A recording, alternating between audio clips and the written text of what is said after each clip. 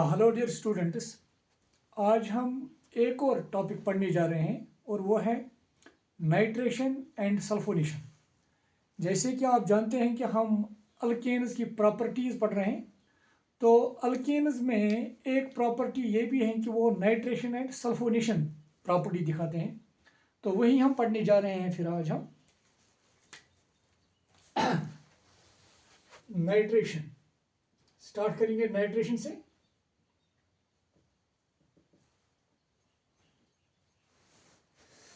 इससे पहले हमने ये भी पढ़ा था कि हेलोजिनेशन, और हेलोजिनेशन आपको याद होगा कि हेलोजिनेशन एक सब्स्टिट्यूशन रिएक्शन है, और इसी तरह से ये जो नाइट्रेशन है ये भी एक सब्स्टिट्यूशन रिएक्शन है। यहाँ पर भी नाइट्रो ग्रुप सब्स्टिट्यूट होता है हाइड्रोजन के बदले में। फॉर एग्जांपल अगर मैं यहाँ एग्जांपल एक दूँ, CH3H मतलब ये मीथेन है, और इसको हम यहाँ पे रिएक्ट करवाते हैं HNO3 फ्यूमिंग नाइट्रिक एसिड से।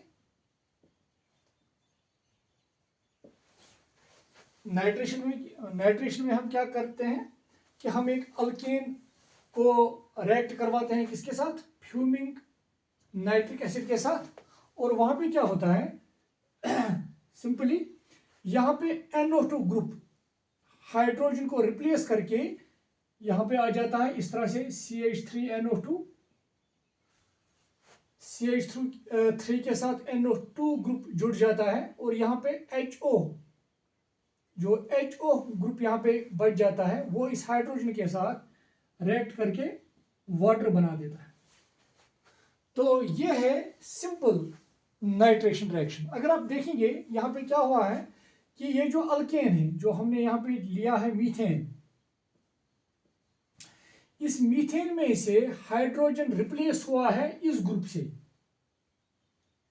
मतलब यहां से NO2 ग्रुप आया है जिसने इस हाइड्रोजन को रिप्लेस किया है।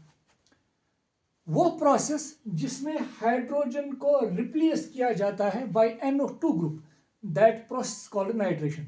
तो यहां पे मैं पहले लिखना चाहूंगा the process during which hydrogen of alkane is replaced by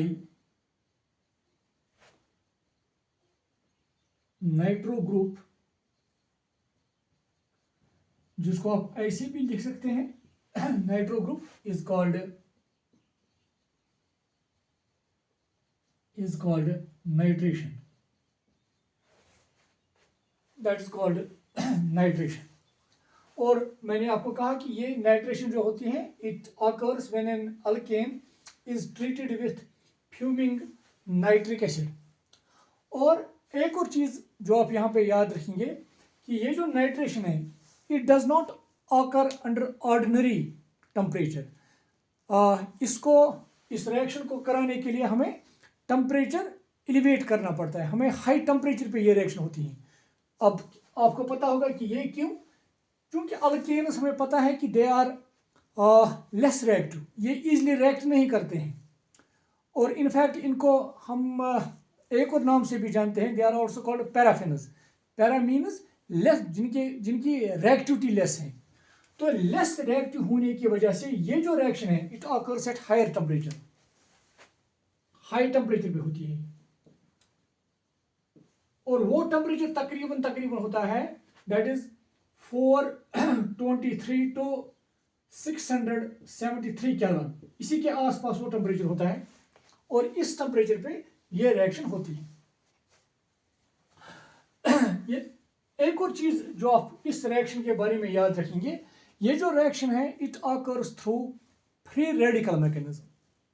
अगर हम इसका मैकेनिज्म देखेंगे, और वो मैकेनिज्म क्या है, free radical mechanism, it occurs through free radical mechanism. तो इस रिएक्शन का हम मैकेनिज्म यहाँ पे लिखेंगे। इससे पहले कि हम इसका मैकेनिज्म लिखें, आप सभी जो रिएक्टेंट्स और प्रोडक्ट्स हैं उनके नाम भी यहाँ पे लिखेंगे। इसका नाम है मीथेन, यहाँ इट इज नाइट्रिक एसिड, और what is this, it is nitromethane, याद रखिएगा आप, nitromethane and this is water. यहाँ पे मैं एक और चीज यहाँ पे ऐड करना चाहूंगा, जो ये नाइट्रिक एसिड है, फ्यूमिंग नाइट्रिक एसिड। एक्चुअली ये फ्यूमिंग नाइट्रिक एसिड क्या होता है, it is concentrated nitric acid. ये कंसंट्रेटेड नाइट्रिक एसिड होता है और इस नाइट्रिक एसिड में से एक्चुअली NO2 नाइट्रोजन डाइऑक्साइड के फ्यूम्स निकलते हैं। तो उन फ्यूम्स की वजह से इसको बोलते हैं फ्यूमिंग नाइट्रिक एसिड। तो इसी के साथ इस अल्केन को यहाँ पे अल्केन के साथ इस फ्यूमिंग नाइट्रिक एसिड की यहाँ पे रिएक्शन करवाते हैं हम नाइट्रेशन में। ये आप यहाँ तक लिखेंगे। अब हम इसका मैकेनिज्म देखेंगे पहले। मुझे उम्मीद है कि आपने ये लिखा होगा। मैं अब रब करने जा रहा हूं।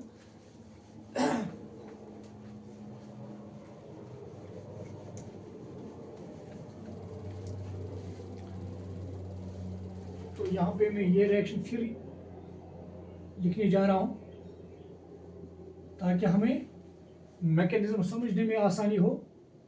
It is nitro methane.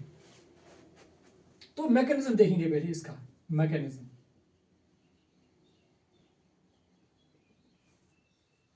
It occurs through free radical mechanism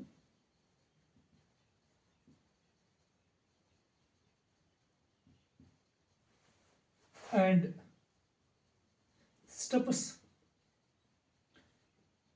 involved और जो यहाँ पे प्रोबेबल स्टेप्स हैं, जिन स्टेप्स के तहत ये रिएक्शन होती है, वो स्टेप्स क्या है देखिए आप। एक्चुअली क्या होता है, जो ये नाइट्रिक एसिड है HNO3, सबसे पहले इसकी क्लीवेज होती है एट हाई टेम्परेचर। HNO3 को हम ऐसे भी लिख सकते हैं, इट इज HONO2। अगर आप देखेंगे इट इज HNO2 और ये O हो गया HNO3 at high temperature. Temperature क्या है, that is around 423 to 673 kelvin. इस टेम्परेचर में क्या होता है, ये जो बॉन्ड है जो इस नाइट्रोजन और ऑक्सीजन के दरमियान है, इसकी सिमेट्रिकल क्लीवेज होती है। मतलब ये बॉन्ड चूंकि 2 इलेक्ट्रॉन्स का बना होता है, एक इलेक्ट्रॉन ये अपनी तरफ खींचता है और ये एक इलेक्ट्रॉन अपनी तरफ, तो यहां पे बन गया HO रेडिकल और इसी तरह से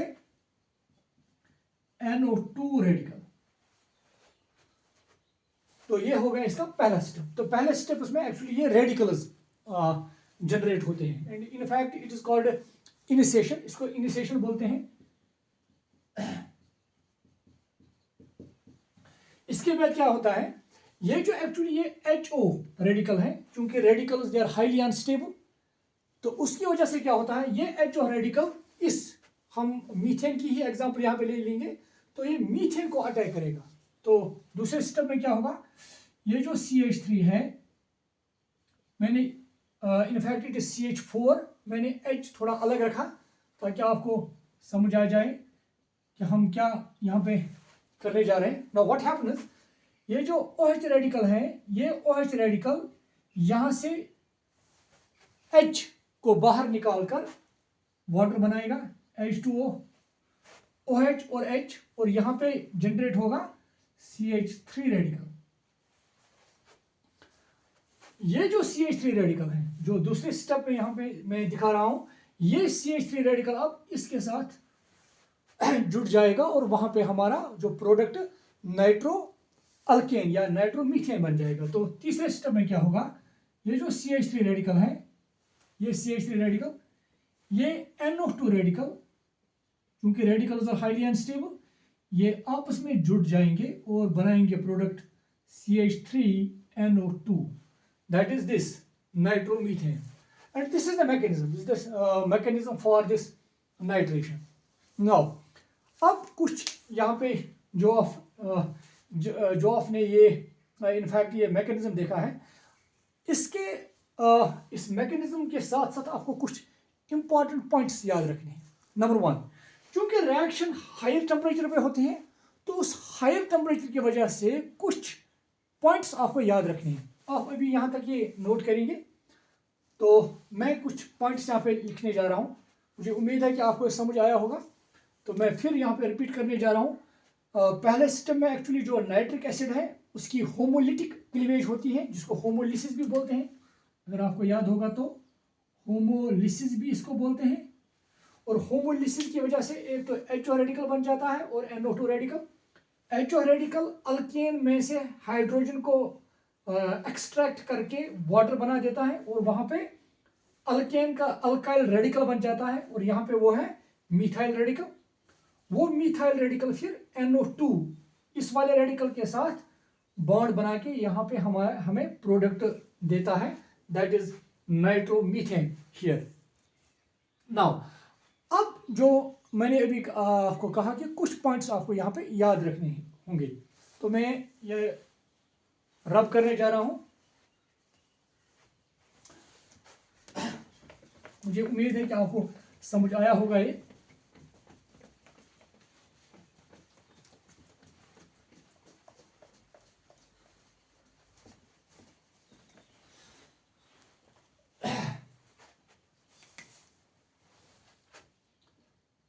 मैं यहां पे फिर मैकेनिज्म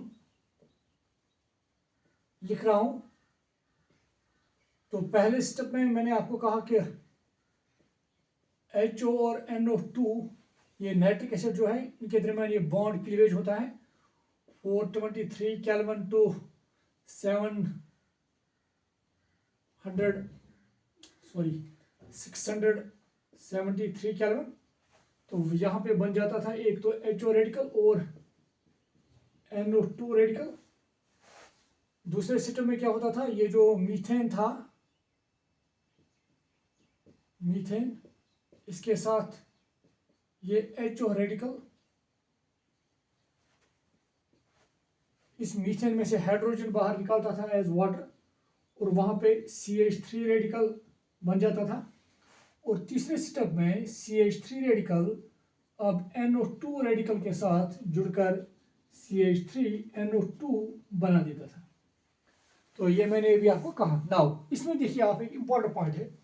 तो इसका मतलब ये जो दूसरा स्टेप है, इंपॉर्टेंट स्टेप देखिए आप, इस दूसरे स्टेप में से ये जो OH रेडिकल है ये यहां से हाइड्रोजन निकाल रहा है। तो हाइड्रोजन निकालने पर हमें यहाँ पे एक फ्री रेडिकल बन जाता है, अल्काइल फ्री रेडिकल। अब ये जो हाइड्रोजन है, ये हाइड्रोजन कहीं पर प्राइमरी हाइड्रोजन हो सकता है, कहीं पर सेकेंडरी हाइड्रोजन हो सकता है, और कहीं पे टर्शियरी हाइड्रोजन हो सकता है। क्योंकि यहाँ पे प्राइमरी ही हाइड्रोजन अवेलेबल है मीथेन में। फॉर एग्जाम्पल अगर इस तरह का अल्केन होता CH3 CH2 CH3, ये जो आपको जो पॉइंट्स मैंने आपको कहा कि याद रखने, वो यही पॉइंट्स हैं। नाउ अगर OH रेडिकल, अगर इस मीथेन के बदले प्रोपेन होता, तो OH रेडिकल के को दो टाइप ऑफ हाइड्रोजन यहां पे मिल जाते। या तो यहां पे इनको प्राइमरी हाइड्रोजन कहते हैं, प्राइमरी कार्बन ये है, प्राइमरी कार्बन के साथ ये जो हाइड्रोजन है they are called primary hydrogen. और इसी तरह से ये भी प्राइमरी कार्बन है और इसके हाइड्रोजन को प्राइमरी हाइड्रोजन का नाम दिया जाता है, और इट इज सेकेंडरी हाइड्रोजन। अब ये जो OH रेडिकल है, अगर अल्केन ये होता, क्या ये वाला हाइड्रोजन बाहर निकालता या ये? क्योंकि यहाँ पे सभी हाइड्रोजन प्राइमरी ही है या एक ही टाइप के हैं, मगर यहाँ हमें दो टाइप ऑफ हाइड्रोजन मिल जाते हैं। तो अब ये प्राइमरी हाइड्रोजन को यहाँ से निकालता है या सेकेंडरी हाइड्रोजन को, ये डिपेंड करता है कि अगर वो हाइड्रोजन निकलेगा एज और हाइड्रोजन निकल के जो रेडिकल बनेगा इस अल्काइल ग्रुप का, वो रेडिकल स्टेबल बनना चाहिए। फॉर एग्जाम्पल अगर हम यहाँ से प्राइमरी हाइड्रोजन निकाल दें, मतलब ये वाला, तो इसका मतलब रेडिकल इस तरह से बन जाता अल्काइल रेडिकल। और अगर हम सेकेंडरी हाइड्रोजन यहाँ पे निकालते, इसका मतलब बीच वाला हाइड्रोजन, तो ये वाला रेडिकल बन जाता। तो अब इन दो हाइड्रोजन में से किस हाइड्रोजन की निकलने की टेंडेंसी ज्यादा है, वो डिपेंड करता है उस हाइड्रोजन के निकलने से जो रेडिकल हमें मिलेगा, जो अल्काइल रेडिकल बनेगा, वो अल्काइल रेडिकल कहाँ पे ज्यादा स्टेबल होगा। और आपको पता है कि ये वाला it is more stable than this, और जिसको हम एक्सप्लेन कर सकते हैं on the base of hyperconjugation. अगर आपको याद होगा, ये जो it is secondary free radical and it is primary free radical. Secondary free radicals are more stable than primary free radical. तो इसका मतलब ये जो OH रेडिकल है, अगर अल्केन हमारा ये होता प्रोपेन, तो किस हाइड्रोजन की निकलने की टेंडेंसी ज्यादा होती? सेकेंडरी। और इसी तरह से अगर टर्शियरी हाइड्रोजन भी किसी अल्केन में होगा तो सबसे ज्यादा टेंडेंसी बाहर निकलने की होती है किसकी? टर्शियरी हाइड्रोजन की। तो यहां पे याद रखेंगे the ease of removal of hydrogens from the alkane में से जो हाइड्रोजन निकलेंगे उनके जो टेंडेंसी है निकलने की, वो किसकी सबसे ज्यादा है? टर्शियरी हाइड्रोजन की, देन सेकेंडरी हाइड्रोजन की, और उसके बाद है प्राइमरी हाइड्रोजन की। और मुझे उम्मीद है कि आपको इस एग्जांपल से समझ आया होगा, क्योंकि हाइड्रोजन के निकलने से वहां पे फ्री रेडिकल बन जाता है, अल्काइल फ्री रेडिकल, और जिस हाइड्रोजन के निकलने से ज्यादा स्टेबल अल्काइल फ्री रेडिकल बनेगा वही हाइड्रोजन जल्दी निकलेगा, या उसी की टेंडेंसी निकलने की होगी ज्यादा। तो अगर टर्शियरी हाइड्रोजन भी किसी अल्केन में पॉसिबल है, सेकेंडरी और प्राइमरी भी, तो सबसे जो टेंडेंसी होगी, सबसे ज्यादा टेंडेंसी जिस हाइड्रोजन की होगी निकलने की, दैट इज टर्शियरी, उसके बाद सेकेंडरी और उसके बाद प्राइमरी। तो ये था एक पॉइंट इस नाइट्रेशन के बारे में। नाउ एक और चीज, अब मैं ये रब करने जा रहा हूं।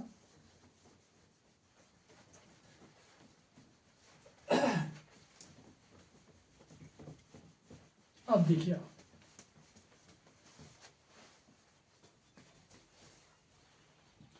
दूसरा जो इंपॉर्टेंट पॉइंट आप याद रखेंगे, दैट इज अगर हम फॉर एग्जांपल ये वाला अल्केन यूज करते हैं नाइट्रेशन के लिए, इसको हम रिएक्ट करवाते हैं with HNO3 concentrated nitric acid,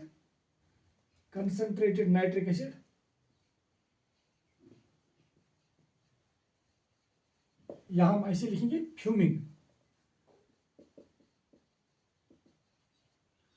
क्योंकि इसमें से फ्यूम्स निकलते हैं NO2 के, फ्यूमिक नाइट्रिक एसिड, इसी के साथ हम रिएक्ट करवाते हैं। अब देखिए प्रोडक्ट क्या बन जाता है, यहां से हाइड्रोजन बाहर निकलेगा, तो यहां पर भी हाइड्रोजन पॉसिबल है और यहां पर भी, मतलब आई मीन प्राइमरी हाइड्रोजन भी पॉसिबल है और सेकेंडरी भी। तो अभी मैंने आपको कहा कि सबसे किसकी ज्यादा टेंडेंसी है बाहर निकलने की? सेकेंडरी हाइड्रोजन की। तो मेजर प्रोडक्ट जो है वो इसका बन जाता है यहाँ पे, मतलब यहां से हाइड्रोजन बाहर निकलता और इसके बदले NO2 ग्रुप होता, और एक प्रोडक्ट ये भी बन जाता,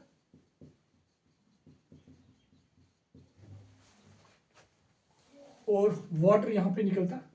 नाउ अब चूंकि सेकेंडरी हाइड्रोजन की टेंडेंसी बाहर निकलने की ज्यादा है कंपेयर टू प्राइमरी, तो ये मेजर प्रोडक्ट होता है, ये major, in fact it is 40%, and what about this, it is 25%, और ये 25% बन जाता है। तो इस तरह से ये मेजर प्रोडक्ट होता है और ये इससे कम। नाउ अब एक और पॉइंट है, क्योंकि यहाँ पे 40% ये बन जाता है और 25 ये, तो इसका मतलब है टोटल परसेंटेज होगी 65, तो इसका मतलब वहां पे 35% बच जाता है। इसका मतलब 35% कहां गया है इसका? अब देखिए उसका जवाब है, क्योंकि ये हम हाई टेम्परेचर पे कर रहे हैं, हाई टेम्परेचर पे, और जो टेम्परेचर था दैट इज मैंने अभी आपको कहा 423 to 673 केल्विन के आसपास।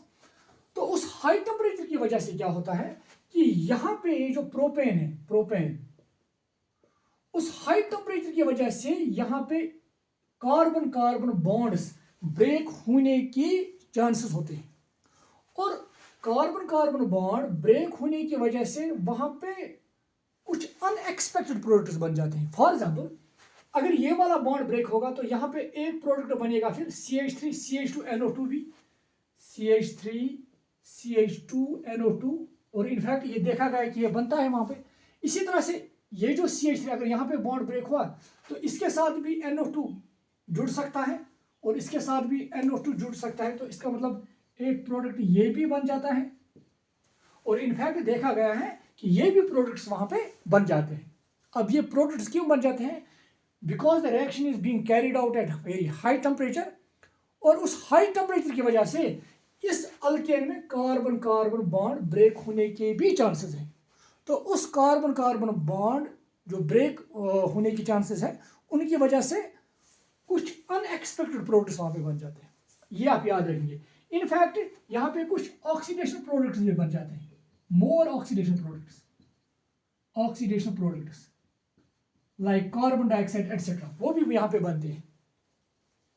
तो ये दूसरा पॉइंट था जो आप इस नाइट्रेशन के बारे में आप याद रखेंगे। अब दूसरा पॉइंट जो मैंने आपको कहा कि अगर हम वो अल्केन लेंगे जिस अल्केन में कार्बन कार्बन बॉन्ड्स होते हैं, तो जब उसकी हम नाइट्रेशन करवाते हैं तो हायर टेम्परेचर पे वहां पे कार्बन कार्बन बॉन्ड भी ब्रेक होते हैं, और जिसकी वजह से और बहुत सारे प्रोडक्ट्स बन जाते हैं। इसी तरह से अगर हम इससे भी बड़ा कोई अल्केन यूज करते हैं like this CH3, CH2, CH2, CH3, इसमें मैंने 3 कार्बन लिए हैं और इसमें कितने कार्बन है? 4 कार्बन। तो यहाँ पे और ज्यादा अनएक्सपेक्टेड या ये हम कहेंगे और ज्यादा प्रोडक्ट्स बनेंगे। फॉर एग्जांपल एक तो यहाँ पे एज यूजुअल यहाँ से हाइड्रोजन निकलेगा, वहां पर भी एक प्रोडक्ट बन सकता है कि नाइट्रो ग्रुप यहाँ पे आएगा, या सेकेंडरी हाइड्रोजन को रिप्लेस करके वहां पर भी। और दूसरी पॉसिबिलिटी है कि इस तरह से भी प्रोडक्ट बन सकता है कि यहाँ पे कार्बन कार्बन बॉन्ड की क्लीवेज होगी, तो इसके साथ भी नाइट्रो ग्रुप जुड़ सकता है, तो इसके साथ बीच में भी ये जुड़ सकता, ब्रेक हो सकता है। तो इसका मतलब हायर अल्केन्स अगर हम इस्तेमाल करेंगे तो वहां पे बहुत सारे मिक्सचर ऑफ प्रोडक्ट्स हमें मिल सकते हैं। सो ये एक और पॉइंट था किसके बारे में? नाइट्रेशन के बारे में। नाउ एक और इंपॉर्टेंट पॉइंट जो आप याद रखेंगे, मुझे उम्मीद है कि आपने ये नोट किया होगा।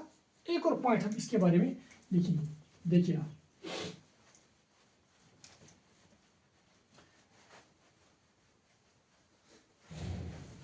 ये देखा गया है कि अगर आप कोई ऐसा अल्केन यूज करेंगे that is having neo skeleton, alkane having नियोस्केलेटन,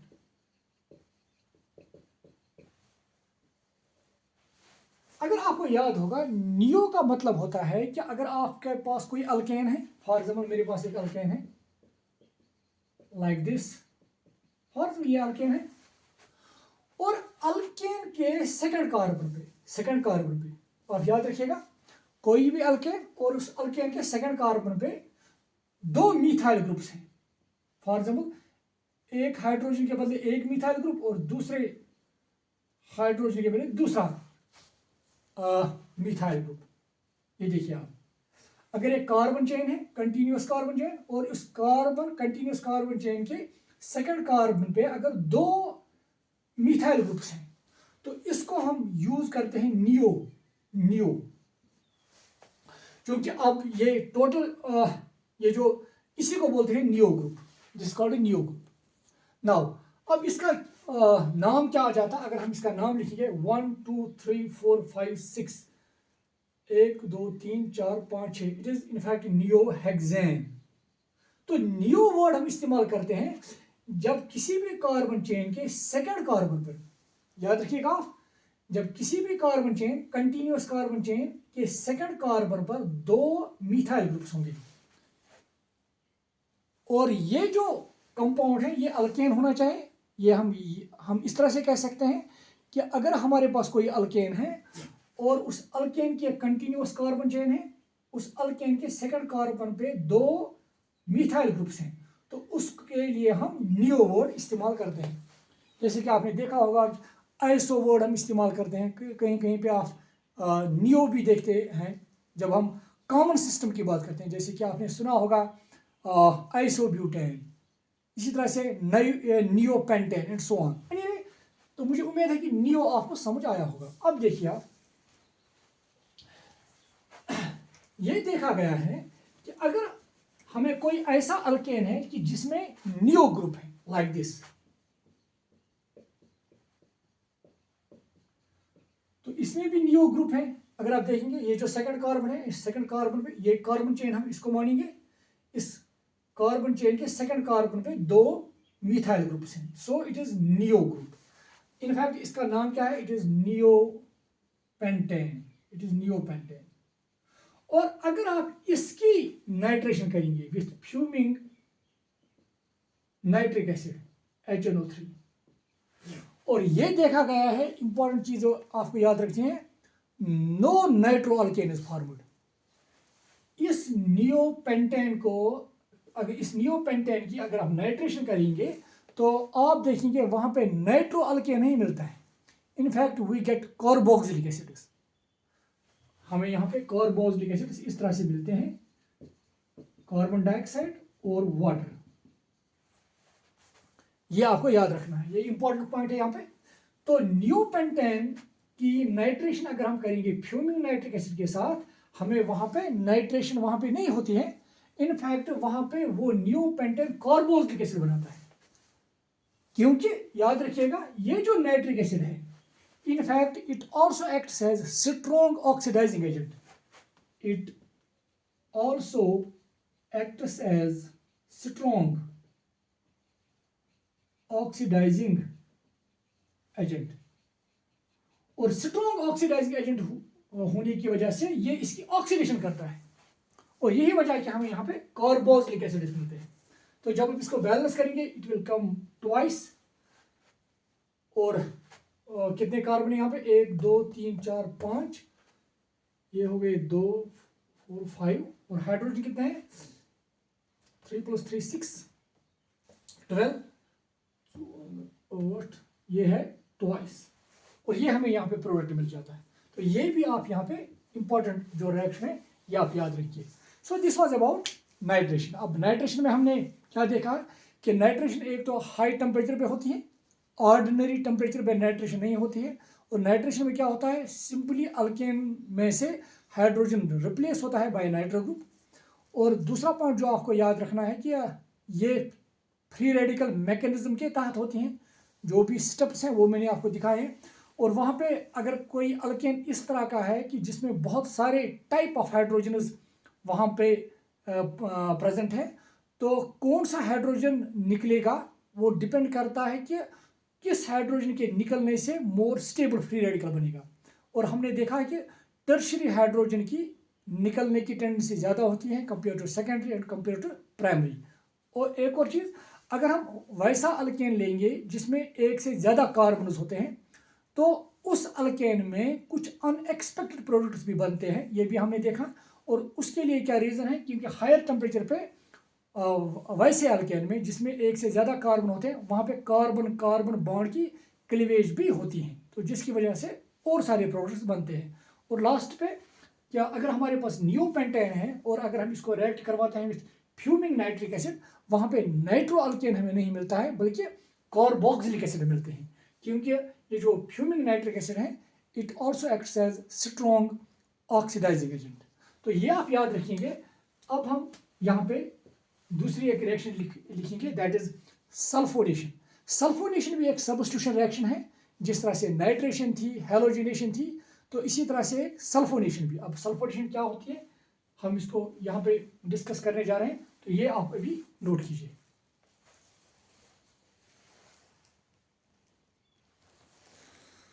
sulphonation हम देखेंगे आप।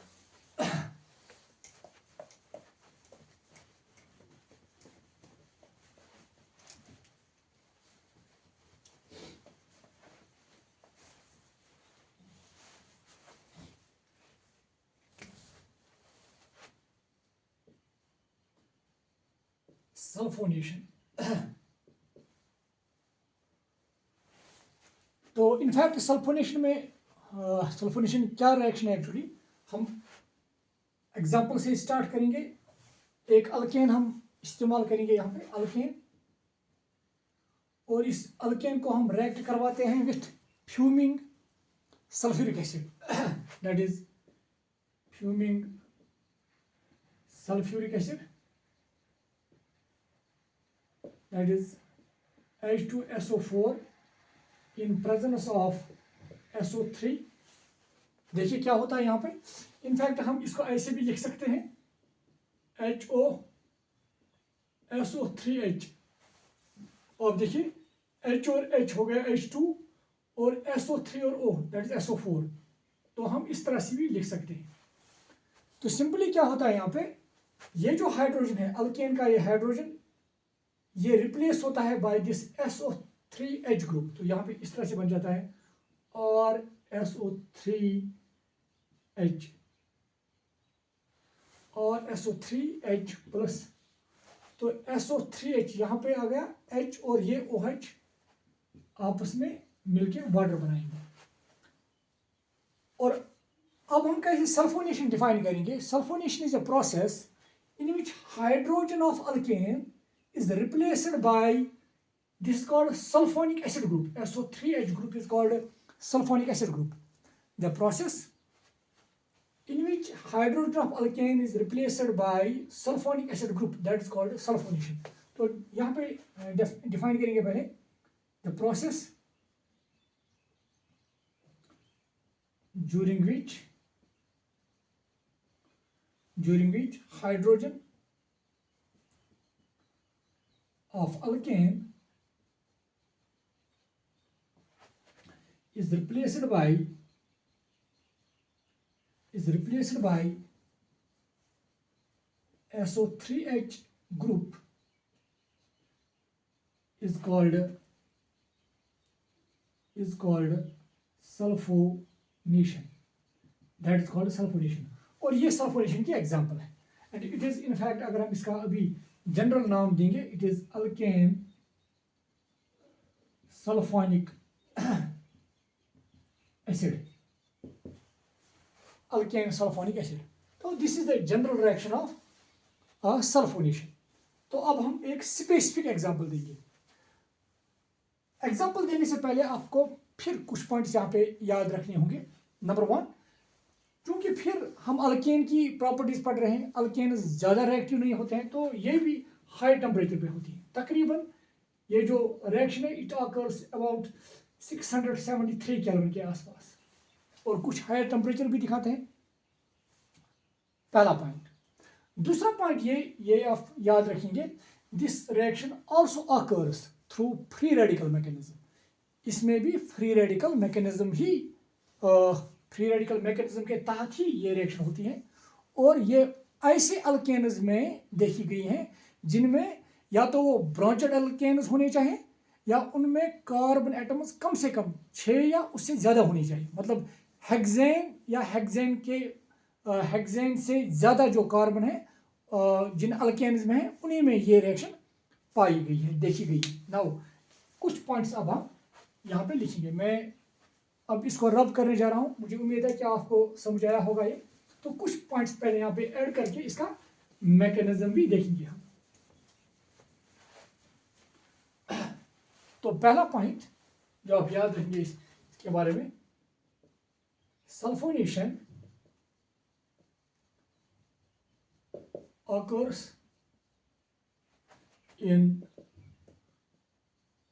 branched chain alkenes and alkenes containing 6 or more carbon atoms। तो ये एक पॉइंट। दूसरा पॉइंट,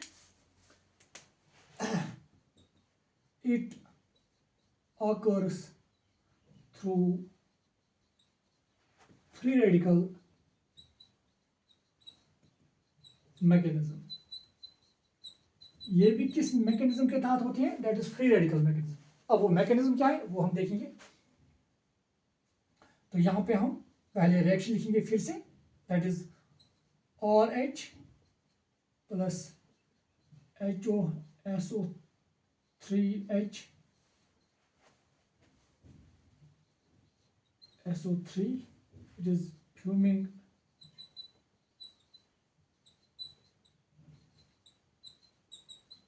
sulfuric एसिड। तो हाइड्रोजन रिप्लेस होता है SO3H से, दैट इज और SO3H प्लस H2O। ये थी रिएक्शन। अब मैकेनिज्म लिखेंगे, मैं मैकेनिज्म ऊपर लिखना चाहूँगा, आप ये नोट कीजिए अभी।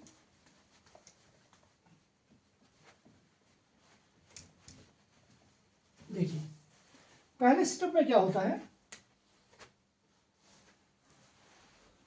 जस्ट मिनट,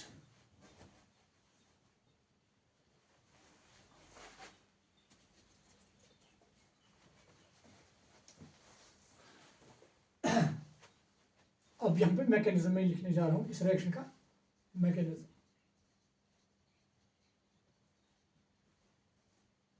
जो पहला स्टेप है उसमें एक्चुअली ये जो फ्यूमिंग सल्फ्यूरिक एसिड है, अब पहले आप ये भी याद रखिएगा, ये फ्यूमिंग सल्फ्यूरिक एसिड क्या होता है, एक्चुअली इट इज H2SO4 और SO3, इसको बोलते हैं फ्यूमिंग सल्फ्यूरिक एसिड। अगर आप यहाँ पे देखेंगे इसको हम इस तरह से भी लिखते हैं, यहाँ पे है H2, फिर ऐसे यहाँ पे एक हो गए S2 ऑक्सीजन 4+3 O7, इसको एक और नाम से हम जानते हैं, इट इज कॉल्ड ओलियम। इसी को हम यहाँ पे इस्तेमाल करते हैं अल्केन की सल्फोनेशन के लिए। So it is alkane. अब देखिए एक्चुअली रिएक्शन कैसे होती है। सबसे पहला जो स्टेप है दैट इज ये जो सल्फ्यूरिक एसिड है HOSO3H, तो हाई टेम्परेचर पे विच इज 673 केल्विन के आसपास, तो उस टेम्परेचर पे इस वाले बॉन्ड की होमोलिटी क्लीवेज होती है, मतलब ये बॉन्ड सिमेट्रिकली ब्रेक होता है, ये अपना एक इलेक्ट्रॉन वापस लेता है और ये अपना इलेक्ट्रॉन वापस लेता है, तो यहाँ पे फ्री रेडिकल्स बन जाते हैं, HO free radical plus SO3H, ये है फ्री रेडिकल।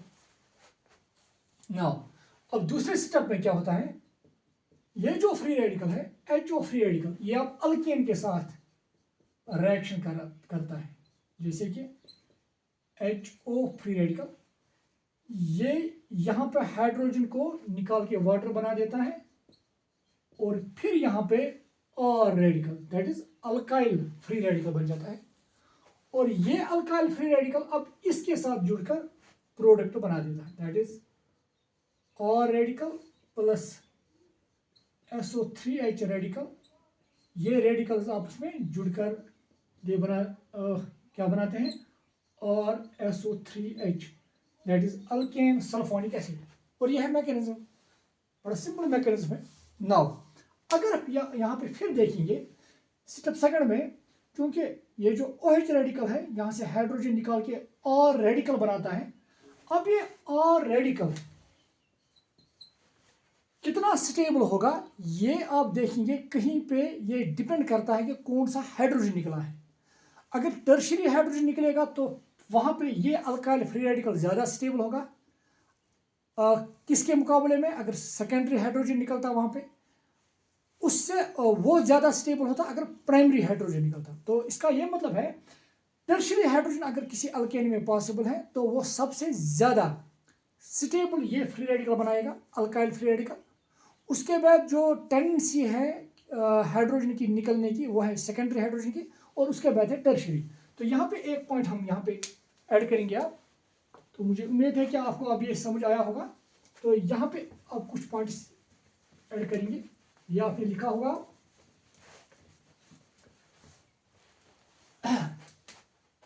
एक और point, the ease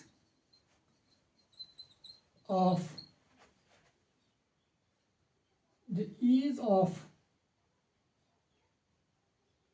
removal of hydrogen atoms is as, tertiary hydrogen की निकलने की टेंडेंसी सबसे ज्यादा होती है, उसके बाद सेकेंडरी हाइड्रोजन की, और उसके बाद प्राइमरी हाइड्रोजन। ये आप याद रखेंगे, क्योंकि फ्री रेडिकल मैकेनिज्म के तहत ये रिएक्शन होती है। तो सबसे इजीली जो हाइड्रोजन निकलता है वो टर्शियरी हाइड्रोजन है अगर अल्केन में प्रेजेंट है, उसके बाद किसकी निकलने की टेंडेंसी ज्यादा होती है, सेकेंडरी के, और उसके बाद प्राइमरी हाइड्रोजन।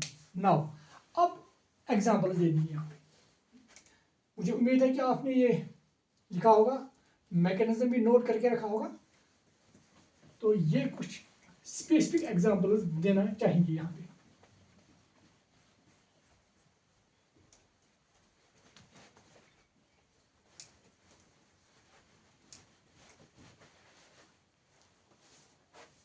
देखिए आप, अगर हम एक हेक्सेन ले आते हैं यहाँ पे CH3 CH2 CH2 CH2 CH2 CH3, it is an hexane. तो इसको हम ऐसे भी लिख सकते हैं सिंपली CH3, तो ये कितने 1 2 3 4 CH2 होल 4 टाइम्स CH3, इस तरह से भी हम इसको लिख सकते हैं। तो ये भी हो गया एन हेक्सेन। तो इसको रिएक्शन कराएंगे किसके साथ, HOSO3H that is fuming sulphuric acid. तो यहाँ पे क्या होगा, यहाँ से हम हाइड्रोजन और ये OH निकलेगा एज वाटर, तो यहाँ पे बन जाएगा CH3 CH2 CH2 CH3 CH2 CH2, इसी तरह से यहाँ पे CH2 CH2 CH2, तो यहाँ पे आएगा SO3H, और इस तरह से बन जाएगा ये हेक्सेन सल्फोनिक,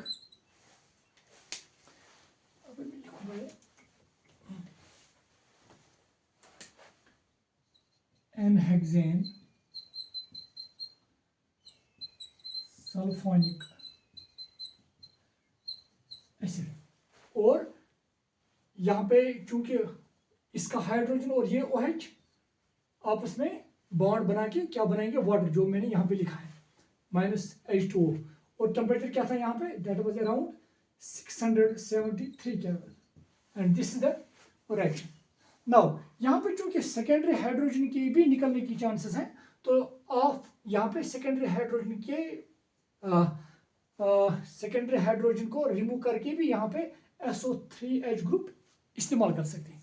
तो मेरे कहने का मतलब है, ये जो हेक्सेन सल्फोनिक एसिड है, ये प्राइमरी हाइड्रोजन निकलने से भी बन सकता है और सेकेंडरी हाइड्रोजन के निकलने से भी बन सकता है। ये एक रिएक्शन आप याद रखिए।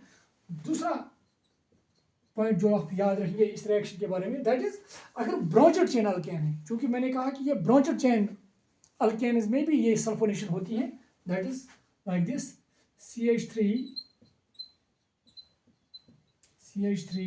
CH3H, and what is this, it is 1 2 3 आप या तो इसका इट इज आइसोब्यूटेन, और या अगर आप इसका आयुपेक नाम देखेंगे, it is then 2 methyl propane. तो अगर आप इसकी रिएक्शन करेंगे विथ फ्यूमिंग H2SO4 के साथ एट टेम्परेचर 673 केल्विन के आसपास, तो चूंकि यहाँ पे एक तो प्राइमरी हाइड्रोजन यहाँ पे है, ये भी प्राइमरी हाइड्रोजन है, ये भी प्राइमरी और ये है टर्शरी, और हमें पता है कि टर्शरी हाइड्रोजन की निकलने की चांसेस ज़्यादा है, तो यहाँ से टर्शरी हाइड्रोजन निकलेगा और यहाँ पे हमें प्रोडक्ट मिल जाएगा इस तरह से CH3 like this SO3H CH3 इस तरह से। और ये जो SO3H है, SO3H ये इस हाइड्रोजन के बदले आएगा, और ये HOH के साथ यहाँ पे मैं दिखाऊंगा वाटर निकलेगा। तो इस तरह से हमें एक और प्रोडक्ट ये मिल जाएगा, ये आप याद रखेंगे। तो ये एक और रिएक्शन है सल्फोनिक एसिड की, जो आप यहाँ पे याद रखिएगा। आप अभी ये नोट कीजिए, कुछ पॉइंट्स हम यहाँ पे और बताने की कोशिश करेंगे।